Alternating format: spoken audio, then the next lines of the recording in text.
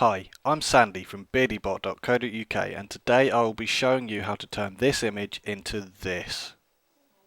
The first thing that you'll want to do will be to create a black and white adjustment layer, and you can do that in the adjustment dialog with this one here. It's the fourth one in on the second row. That's the black and white adjustment layer. If you don't have the adjustment dialog, don't worry.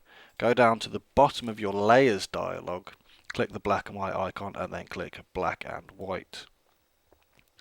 Now get this drop down and simply scroll through and check which filter looks the best.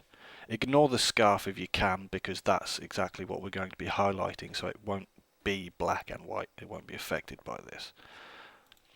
Alright, so adjustment layers automatically have layer masks on them, and the way layer masks work is simply if you brush in black, it hides the current layer and shows the layer underneath, like that. If you brush in white, like that, it shows the current layer, so the black and white layer. This makes it a lot easier than using an eraser, because you don't have to keep undoing. You can just carry on painting, but change the paintbrush to a white brush so that you can highlight the scarf without highlighting anything else. If you mess up, it doesn't matter, because you can just paint it in white. You don't have to worry about undoing things. Now, I'm not going to force you to sit there and watch me doing that over and over again, so in classic Blue Peter fashion, here's one I made earlier. There we go. Now if you go back to the original image, you will notice that it's got a nice warm tint to it. You do that with the curves adjustment layer. If you've still got this up, just click off the black and white layer and there you go, you've got the adjustment dialog back. And this time it's the curves adjustment layer, which is the third one on the top row directly above the black and white layer. Again, if you don't have this dialog, don't worry, you can click down here and click curves. The way curves works is you've got 4 different channels: red, green, blue and RGB, which is a combination of the 4.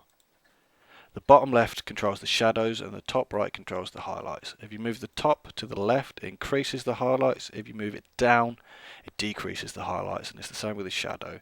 If you move it up, it increases the highlights, and if you move it to the right, it decreases the highlights. So we'll increase the amount of red in the shadows,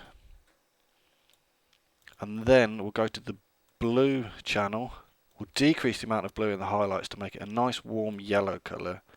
And then to soften that a little bit, we'll increase the blue in the shadows. Again, if you look at the the final image, you'll see that it's a lot sharper. His face is a lot clearer, it's not out of focus. To do that, we click a new layer. We make a new layer by clicking this little post-it note icon here. Then you use the sharpen tool. This is a little triangle just underneath the paint bucket. If you can't see that, you'll probably see a water droplet or a finger. And if you've got that, simply click and hold and you'll be able to select the sharpen tool.